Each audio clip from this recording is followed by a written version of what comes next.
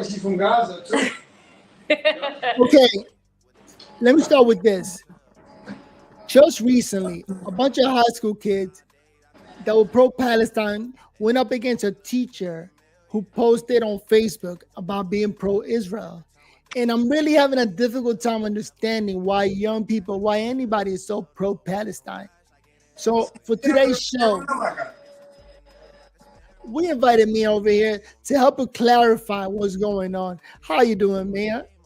I'm doing good. All right. Well, first things first, because I was overhearing the conversation. I feel like back in the day, it was different because there was less politics in the classroom. There was less politics in the classroom. There was less access. Everybody has phones nowadays. So it's easy. As someone who did middle school, high school, filled with technology, filled with iPads, it's easy for me to find my teacher's Facebook. It's easy for me to see what political party they go to. It's easy access. So that's one thing. That's why people are more aware nowadays because it's just easy access. If I wanted to search up your political party, I could. All I need is your first name, your last name, and your zip code. It's that simple. Wait, so students were able to find out her political party and noticed that she was pro-Israel. Not only that, but she even went to a rally that was pro-Israel. So this sparked the whole idea. I mean, why are kids pro-Palestine? What's happening? Why are kids supporting? Well, from what the research that I have done, there was an article posted on Daily Skims around 2019 or so that was talking about the potential of the Gaza Strip making billions of dollars. And the reason being is because there is oil beneath the Gaza Strip, like barrels, billions of barrels worth of money, which is why there's U.S. involvement in it, because the U.S. is all about capitalism. America's all about money. So they're going to be involved. But they can't just mine oil because there's Palestinian people there. So what they're going to try to do, the same thing that they do here in America, they're going to displace people. They're going to treat them like garbage. They're going to bomb them. The same thing that they do here. It's the same thing with gentrification. When you displace people, you're moving people out of communities so that you could then take advantage and profit off of their land. So there was millions of barrels, billions of barrels worth of money. And that's why there's U.S. involvement. That's a profitable move. That's So right. this is all a money play that the United States and Israel are doing to displace the Palestinian. I'm just trying to summarize what you just said. Is that correct? Mm-hmm. Stephanie! Sorry about that. That's okay. So at the end of the day, wow. Because I was surprised, like, why did Israel let the Palestinian, or let Gaza attack them? I think it was Hamas. And they ended up killing 1,400 people. And in return now, Israel is bombing that strip. And they're using that as an excuse as to why they got to do that. But yeah, even here, like I even have the proof here.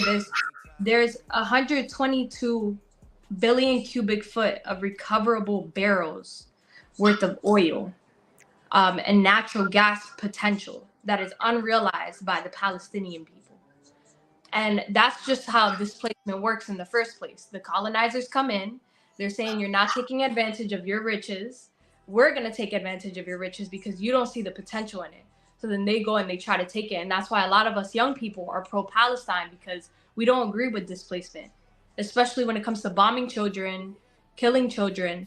And a matter of fact, and I mentioned this earlier, last year, there was a article too by Daily Skims that they posted about how the US dollar is decreasing value because China and Iran were in negotiations. And when they were in negotiation, China's not our ally. So if they were to have an ally with our major oil contributors, then that's going to decrease the American dollar. So what are they going to do? They're going to collaborate with Israel. They're going to try to displace these people so that there could be more value in the American dollar because everybody wants oil. Right. Well said. And that's what it is. it sounds to me like this is all an information war. Because look at us. I was not aware of what you just said, that there was so much money in oil in Gaza. And now I'm waking up to the reality that the Palestinians are defending themselves because America is trying to displace them. That's crazy. So it makes it difficult to support Israel because Israel is what? Predominantly Jewish country or Jewish community. And here they are attacking what I thought was just defending themselves against people that are attacking them. But you're telling me, no, what do you think should be the conclusion of all of this? Or what's expected? Well, we know for a fact that, religion plays a big part of it. There's Jerusalem there, there's Bethlehem. The Muslim people, also Jewish people, they see that as the Holy Land. So they're always going to compete over that, right? There's a religious aspect of it. For America's involvement, there's a profitable capitalist agenda. But for, the Palestinians and Israel, it's the Holy Land. And one of them want to claim the Holy Land. That's a problem with religion, yeah. Yeah, and that's a problem too. And I agree that that's a problem. But I think also we cannot have the Jewish and Zionism are two different things. So we can't make that interchangeable because there are Jewish people that support Palestine, that believe that Palestinians should not get bombed. Now, then there's Zionists, and the Zionists are the ones that want to displace. They're the ones who are negotiating with America. It's the Zionists that believe that that's their holy land, and only they deserve to be in that holy land. And that's not interchangeable with Judaism. So that's the one thing that people need to wake up to, that Zionism and Judaism are not interchangeable. They're not the same. It's the Zionists that we dislike, not the Jewish. Oh, I see. Big difference. Wow. Big difference. Mm-hmm. Right. So it's two different religions. I don't even know what Zionist is. So a Zionist is somebody who follows the religion of Judaism, but they believe that they are the superior religion. Right? Okay. So that's a Zionist. Now, Jewish people, we have a couple of Jewish people here in Brooklyn that are pro-Palestine. They just are following the religion, and that's it. The same way that Muslims are fasting, they're fasting, and all that jazz. Zionists, they believe that they're superior, so that they should be dominating the market. They should be dominating capitalism. They should world dominate, and they should own the land of Palestine. So they believe that Palestinians are not human. They're dehumanizing these people. And by dehumanizing them, they're saying that they're garbage, that they're trash, that they need to be pushed out. And those are Zionists. So the Zionists are the ones who are the cause of the war, while Jewish people are just people following a religion. It just so happens to be that a lot of Zionists are also Jewish. Yeah. See, and to be honest with you, this is the first time I even heard of what a Zionist is, because you brought it up, and I've heard it a couple of times in the news. But us Americans, we got to educate ourselves as to what is a Zionist. I think we are very aware of, the Jewish religion, much respect. But now we're talking about the Jewish religion against the Zionist. Insane. Like, how do we get into that conversation? How do we jump into that fight? All we can say is that we're pro-life. We don't want no more kids being killed, no more women and old people getting killed. Because at the end, it sounds like that's what's happening. Like, they're trying to level the field so they can get to the oil. That's insane. Yeah. Like, what are we doing? By dehumanizing them, they even said it. They said, we got to kill the kids too, because eventually the kids are going to grow up and they're going to kill us too. You see, leveling the field is a crazy idea, So, man. So that makes some people to be pro-Palestine and some people to be pro-Israel. But I mean, Israel got their country. That's how it goes. Who's that? He's Palestine, that dog? I mean, he's talking trash. I guess on the end note, we're gonna Sorry about that. Go ahead. It was, you heard it first. Appreciate it. Me, Athena, appreciate it. And hopefully this all changed for the best. You know Let's what? hope for the best. This was very educational. Thank you so much, Mia, for all the information we're learning. Thank you, Mia. I appreciate it. Open our eyes. I learned some new stuff. Me too, as well. You're welcome. And let's see how it goes. Hope everything for 2024 we have a peaceful world and everything. The hostages go back home, And everything's on Associated Press, so it's valid news. All right. The young people, they're looking up for the news everywhere online, and they're teaching the grown-ups about this. Which is amazing. I'm amazing. Yeah, I'm very proud because nowadays these kids can get the information instantly, right away. So let's see how it goes. Shout out to Jasper. Well, he's going to be online today on a podcast. I think it's the Journey of Life podcast. Mm-hmm. And right now he wrote a comment. He wrote, "No pro-life is basically telling women what to do with their bodies. That's not pro-life. So break down pro-life." You know what? Yesterday we spoke about that. We spoke about abortions and about being pro-life. And I'm sorry, but now I'm pro-life after the Argentinian president broke it down. You like that, how he broke it down. That's right. The Argentinian president broke it down. Life is a continuum from the moment you're born to the moment you die. And our job is to protect life from the beginning to the end. A woman has no right to murder a baby because that's not her body anymore. That's the baby's body. And nobody else is defending that child. So they don't have no phone to defend themselves. Right. We have to jump in and defend that child because at the end of the day, it's a life. And well said. Boom for Jazz Ray.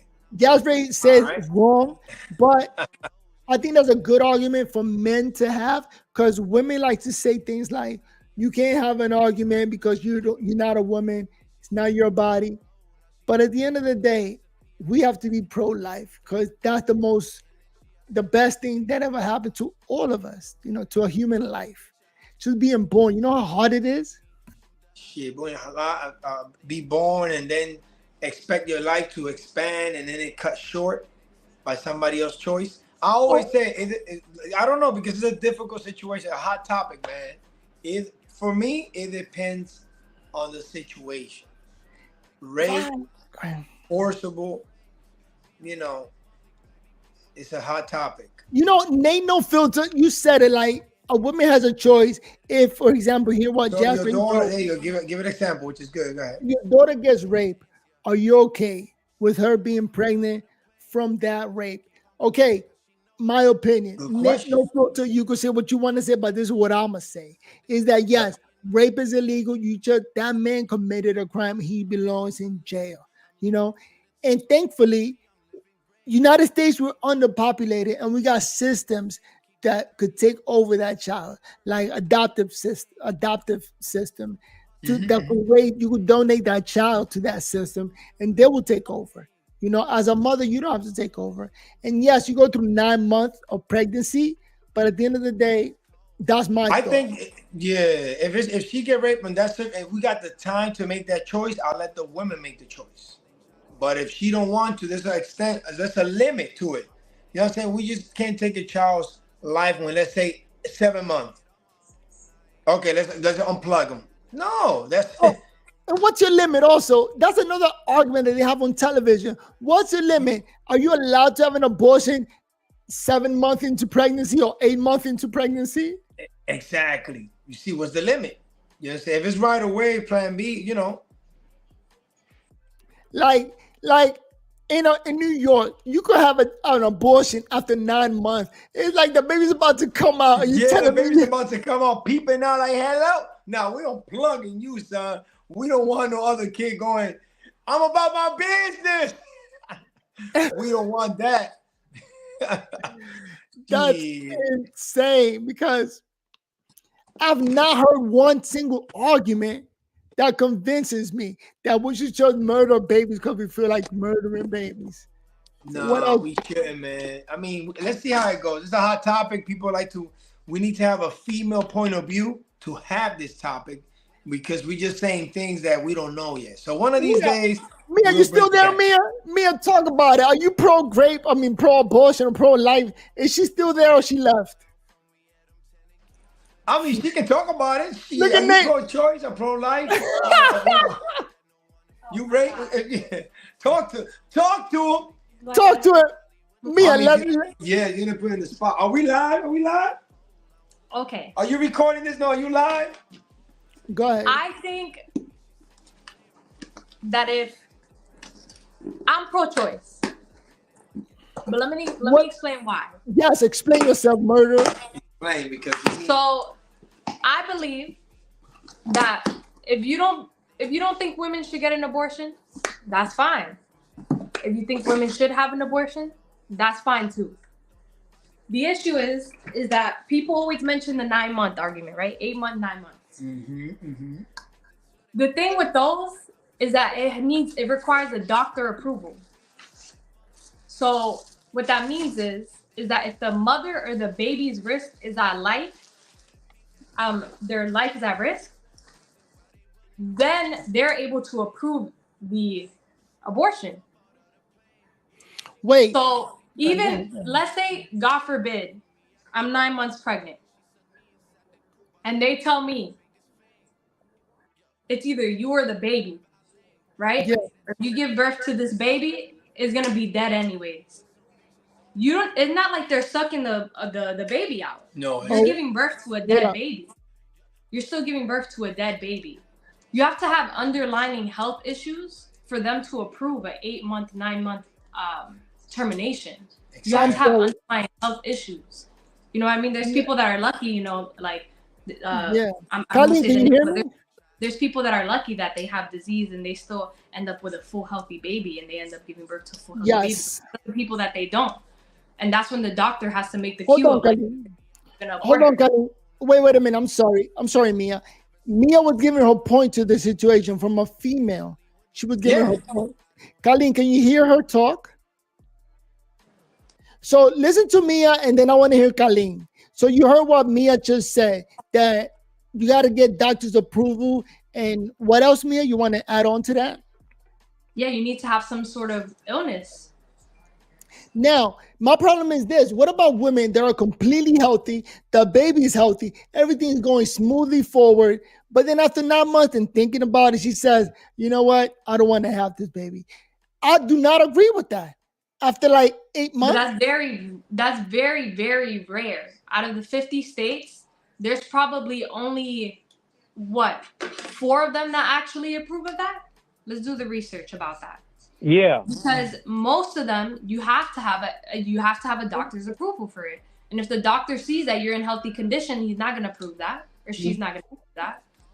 You know what? Colleen, what's your opinion on that? What you just heard Mia said, your opinion? I really couldn't hear too much, but this is my opinion based on a father with 2 daughters. My opinion is, if you talking pro-life, right? You basically telling, like, there's men telling a woman what to do with their body. That's what. Oh, what happened? Oh, you're still online? I'm saying after 8 months that you're going to abort a baby. That's not what they're talking about. Okay.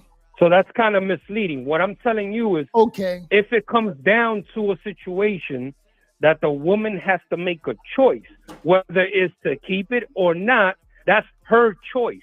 We don't have the right to make that assumption or make that choice for that woman. Here's where, because nobody tells you what to do with your thing, right? Nobody tells you to go have 20 kids. Nobody tells you when to have a kid, right? Okay. Yeah. So you can't speak on a woman's body when you can't even discuss a topic of what a man should do with his body. I agree with that. That's my thing is, we shouldn't be telling people how to live their lives and the choices that they want to make for their lives. Mia, what do you think about that? What do you think about that? What he just said? I agree with that. I agree, because there are people that they commit adultery and they cheat on their significant other. For example, they have a girlfriend on the side, they get the girlfriend pregnant, and then they're like, you know what, I'm gonna make the girlfriend get an abortion so that my real family doesn't find out about it. So it's only they only support it when men only support it when it's beneficial to them. When it's like, oh, I'm cheating on my wife, so I'm gonna have my girlfriend, my side piece, get an abortion. So it's right in that instance. But it's not right when, you know, people are out here getting raped, people are out here having medical conditions, so maybe they just don't want it. And And like on the topic that you mentioned before, it's very rare for people to get an abortion once they're past 6 months. There's only 6 states. I can't hear. Hey, Colin, can you hear that? Can you hear it now? Can you hear me, Colin? I can hear you, but I can't hear her. Okay. Let me check something real quick. Because I can hear you, Mia. I just got to get Colin to hear what you're saying. Because she had a point. But you know what? I got an argument against both of y'all. And it's a but listen, a pro-life. There shouldn't be. Go ahead. It's a pro-life argument because that's a life. You know how hard it is for that child to be born and grow up inside of a woman. Okay, and all right, you are correct about abortions. Radio check. You hear me now? Can you hear me okay now? What? What was that? Can you hear her? Let me see. Can you hear me now? Oh, okay. It was down. There you go. Colin, can you hear her? Can you hear me now? No, I pro-choice. Can you hear pro-choice? No, I'm sorry. I didn't make the connection properly, I think. Oh, wait, let me. Oh, I haven't. All right, try now. Say something, Mia. Can you hear me okay? All right, Colin, can you hear? No. Oh. That's okay. Let me call back. Go ahead and call back. All right. But you know what? Can you hear me? Are you hearing my clear? Yeah, I think my mic should be good. Can you hear me? Your mic is perfect. And you know what? To the people listening, thank you guys for being patient with us. And this is a tough topic for us to discuss. And you heard a female perspective. You heard Mia, what she had to say. I'm way off. You're right, because I'm misinformed about when people should get abortion and what states allow it at what time. It's a complicated conversation. Obviously it is. But I'm very pro-life in terms of our life being born, which shouldn't be aborted. That's just my thing. It shouldn't be aborted. In the case of, incest and rape, rape. Are we allowed to say that word on YouTube? I don't even know. I don't know. That's a whole nother thing. Those incidents where like the woman is harmed, that's a whole nother argument that I think, women needs to be heard and what's their opinion about it. But can I have a counter argument for that? Go ahead, talk about it. Let's say a lot of people, they complain about poverty, right? How, people are, being ratchet on the street and blah, blah, blah. And people are having 5, 6, 7 kids, right?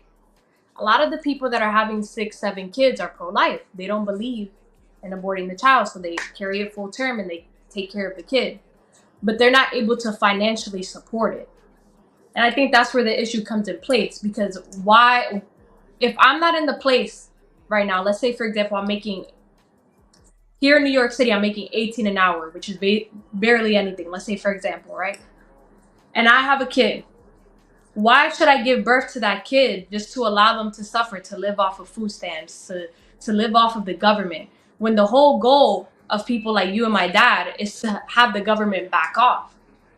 We don't want government involvement, right? So if I give birth to a baby and and it's going to be financially dependent on me, but I'm not even financially stable, then I'm going to have a kid that's going to be financially dependent on the government, and I don't want that. You see? I have a counter argument against that. I don't believe in poverty. Poverty is a lie. In the United States, nobody is poor. And everything you just said, I thought the same thing when I was younger. Finally, I realized that it's all a lie. There is no poverty. The only reason you're calling it poverty because you don't know third world country poverty. You don't know what it is to really go hungry, to really not have anything. Even in this country, when you're poor, you still get everything. You still have a nice household. You go to school, you get everything. You get everything in this country.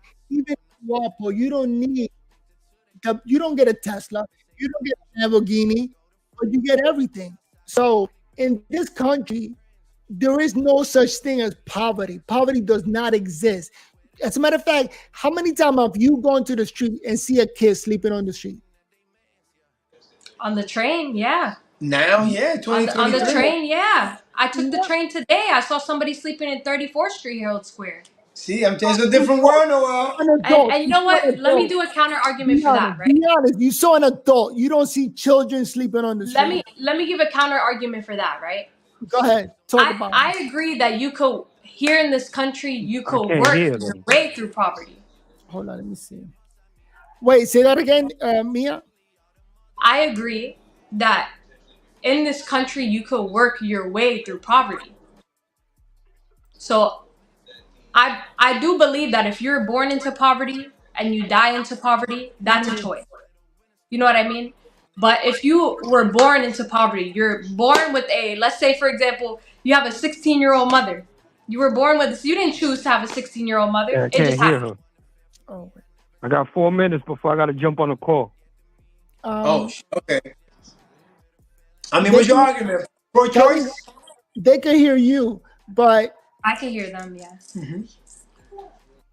Yeah, so I'm surprised that you cannot hear her. And I fixed all the audio too. So no, it's my thing. Colin, can you hear me? I can hear you. Yeah. All right, so they can hear you, Colin, but I don't have the connection. Correct. So what was your topic? What was your topic that you was discussing? We just finished discussing poverty, how maybe women shouldn't have, and Mia, correct me if I'm wrong, but Mia said that women should have a bunch of kids born into poverty because then they're going to be poor and they're going to be lacking a lot of stuff. And my argument is that there is no such thing as poverty in America. This country gives you everything. You know, you still got a nice home. You still get to go to school. You get respect from authorities. So in this country, there really is no poverty. That's my argument. There's no poverty, but there's also there's not probably like that, like you see in other countries, right? In other third world countries. But what there is, reality is that there is different opportunities for different people.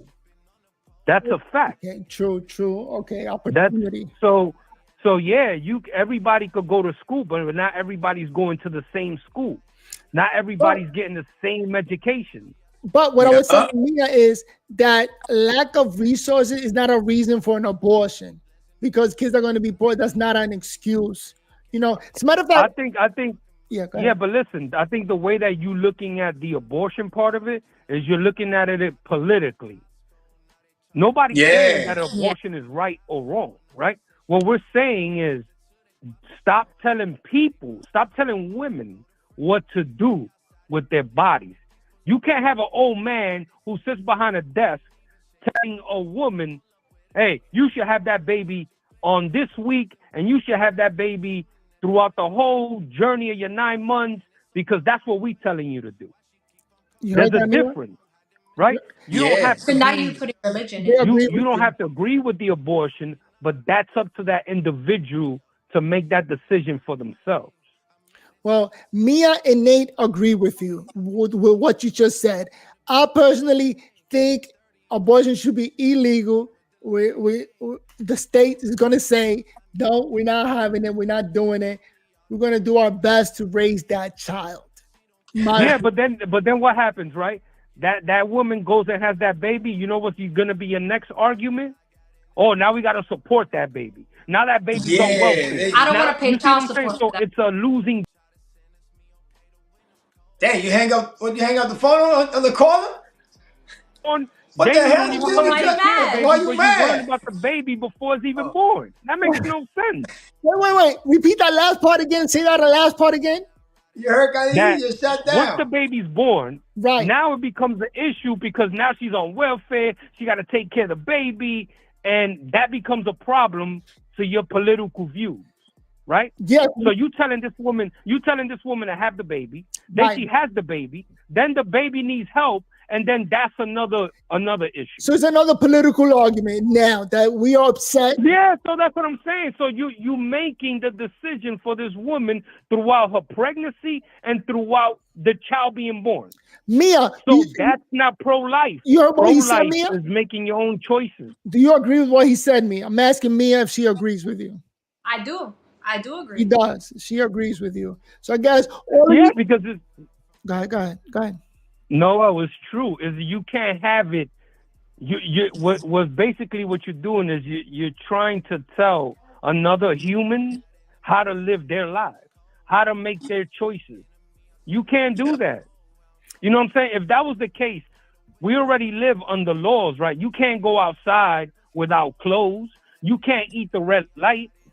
But you know that's what? not pro-life. You know what? If you're if you're pro-life, then you're not respecting no laws, right? Yes, I am respecting laws. Got a good point. Here, Khalid, you know what? Let me hit you with this one. How about you being an adult? And I'm talking to women in general. Be an adult and recognize who you're sleeping with, because that's where babies come from. You know, you went ahead and made irresponsible decision. I gotta cut short. But listen, that makes no sense, because why they not telling men to do that? Let me hit you with a counter. That's right. Let me hit you with a counter. Get loose, right? Right? Nobody's telling you what to do with your body. Nobody's telling you, yo, stop sleeping with 20 women. Stop sleeping with your wife and having kids with. Right? Nobody's telling you what to do with your body. Why are we telling women what to do with their body? You know what? Anybody watching this video, write down in the comment section what you drop the bomb on that right there. But look, too. Go ahead, Mia. But you do realize too, if we have less funding for places like Planned Parenthood, that means that there's gonna be less birth control. There's already less birth control. But I gotta let y'all go because I got a call. We'll continue this. All right, Colleen, thanks for your opinion. We'll continue this. Yes. I agree with Mia. So all right. Don't be listen, I'm a father to 2 kids. Don't be telling my daughters how to live. The hell with your pro-life. Later. Later. Yo, appreciate it, man. Thank you, man. That is gangster. I love that. But Mia, God, you were saying. But listen, I went to school in the Bronx. I went to middle school in the Bronx. And I went to high school in Manhattan, right? They didn't teach me no health education. No health education. I didn't know nothing. No health education. What makes you think that if people have lack of access to health education in general, what makes you think they're going to realize the consequences of it? They didn't hand out condoms in school, and they didn't give birth controls in my school because we couldn't afford that. There was no funding in my school to give that. And to top it off, if we decrease funding for these people, not only is it going to stop abortions, but then it's going to minimize the contraceptives that are going to go out. So if you want people to be, aware of the consequences of what it means to have a baby, then you have to give them access to more contraceptives. So if you don't want them to have abortions, then at least give them more access to birth control, more access to condoms. And these are teenagers, not adults. I mean, teenagers too. Teenagers are not going to go to the store and ask for Plan B. You know how hard it is for a 16-year-old to go to the store and ask for a Plan B?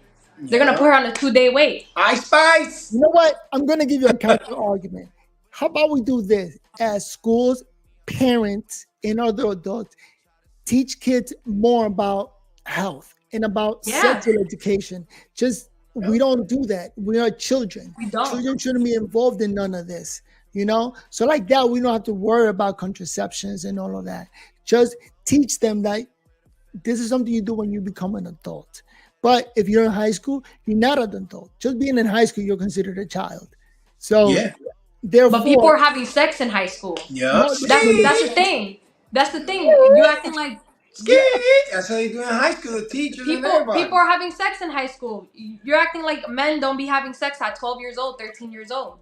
Yeah. A lot of kids in the Bronx here, at least from my experience, when I was in middle school, when I was 11, 12, 13, there was already kids in school that were having sex.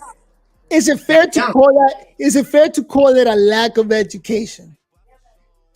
I think it's a lack of education because they don't realize the consequences that they could catch HIV, that they could get AIDS, that they could get diseases. They don't know that. They think just because they're on birth control, and that's the ignorance too, that they think just because they're on birth control that they're immune to any disease, which is not true. You know but how life works. That. You know how life works? Trial and error. Trying something out. If it doesn't work, switching it and changing it. So what? Russian roulette? switching it and changing. No, for example, I'm talking about education. If that doesn't work, yeah, providing contraceptives and providing birth control pills or whatever it is. You see what I'm saying? By trying one thing at a time, not just jumping into here's all the condoms, here's all the contraception. Give them the tools, And then I think it's fair to say, with my generation, we have decreased the population because we're waiting way later to have children. Whereas back in the day, people were having kids 16, 17. My grandma had her first kid when she was 18. Yeah. My great grandmother had her first kid when she was 18. That was how it was back in the day.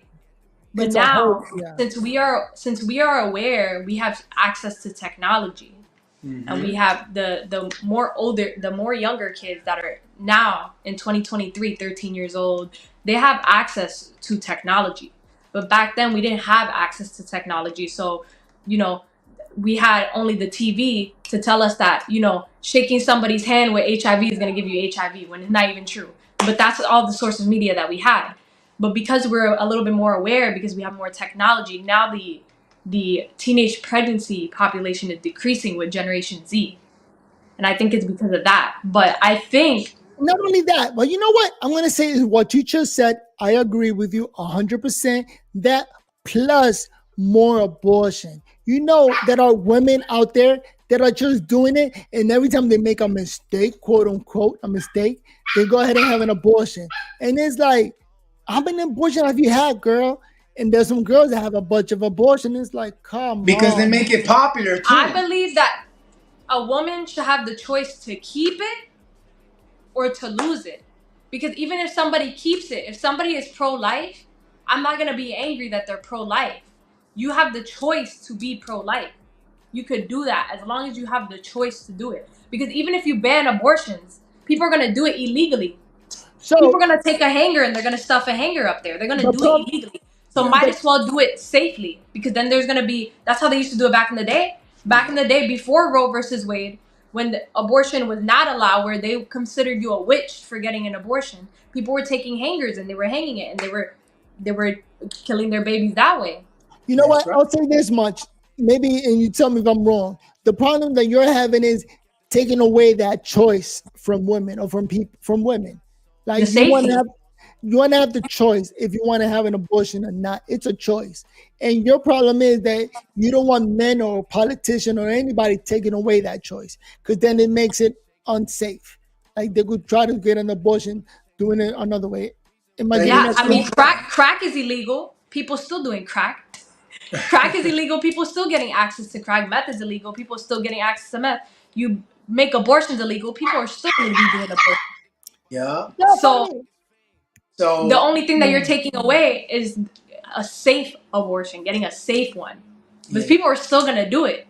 As long as you make something illegal, you could tell people that it's illegal to brush their teeth. They're still going to do it. You know what? I'm pushing for more education and teaching people more to understand what you're saying, and maybe get the young people away from that idea of abortion being a choice. Like, hey, you have a choice. Go ahead and do you. Be unhealthy. Don't worry about it. You could always have an abortion. It's my problem that I'm having.